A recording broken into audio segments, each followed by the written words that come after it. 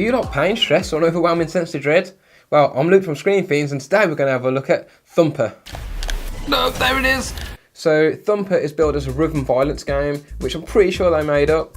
So if you don't know what that is, if you've ever played a game like Rez, then you'll know what you're sort of getting in for. It's a game where you've got to make combinations in line with what's happening on the track. Guitar Hero is a good example. I suppose the violence comes into the fact that when you've successfully pulled off a combination, you'll often fire sort of like a bullet or a force blast down the track, and it will sort of break barriers or use it to fight end of level bosses as well.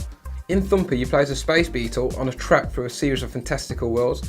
As you tear your way around the track at breakneck speeds, you must utilise button combos, brace against obstacles, drift into curved walls, leap over spikes and defeat enemies. The controls are very simple. You mostly use the left analog or the D-pad and the X button. This simplicity encourages pure and simple thumb blistering gameplay. There is little subtext to the game other than the strange thoughts you have trying to comprehend just what a space beetle is. There are no places for such thoughts in this game. React or die. And this game is sadistic. I'm not even shitting you. It is brutal. It is very, very tough. It's super challenging. So my thumbs have I've had cramp in my hands. I've had to have rest because my thumbs have just been numb. It is that hard, and also your ego takes a massive dent as well. I mean, you start off, it's relatively easy. You start off and it's kind of like, this, it's not so bad, man, I got this, no problem. 15 goes later, you're an irate mess yelling at your computer screen.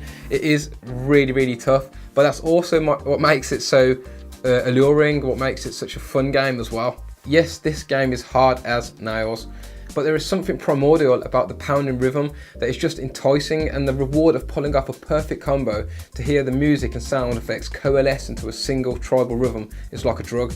But the game is so hard that it does become infuriating at times. One of the major issues I have is that I feel the PS4 pad is simply too unresponsive. Now that's not a critique on a pretty awesome gamepad, it's that the game simply feels too fast for the controls.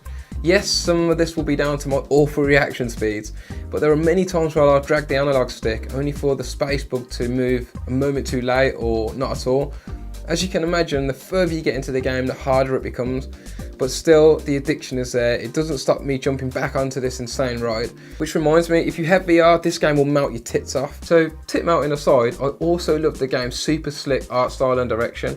You can tell it's been influenced by the 80s and synthwave as well. It's a neon roller coaster with geometric shapes, and everything's underscored by that anxiety-inducing pounding rhythm.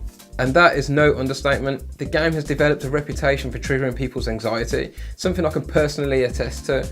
I think it's down to two key factors. The first being the stress of not wanting to fuck up, and the second is the rising, overbearing soundtrack that crescendos into a heart-palpitating boss fight. It's kind of terrifying, especially with VR. Even though the game can be infuriatingly difficult, maybe even unfair at times, and there are some control issues, I can't deny how addictive this game is. If you like rhythm games like Samba de Amigo and Guitar Hero, Rez, Audio Surf, you'll probably like this game as well. But it's not just that, there's something different about it that sets it apart. It's that impending sort of dark, sadistic feel to it, that it just wants to punish you, and you'll keep going back to be punished as well. A bit weird. But yes, I absolutely love it, and I think all those attributes make it better than the sum of its parts. I would even say this is probably up there with the best rhythm games, if not the best. It is really that good. If you have got VR as well, you need this game. Hell, if you haven't got VR, you need this game. It's an incredible, incredible challenge. But what did you think? Have you played this game? Did you love it? Did you hate it? Leave a comment below. Don't forget to subscribe. And for your fix, keep it Screen Fiends.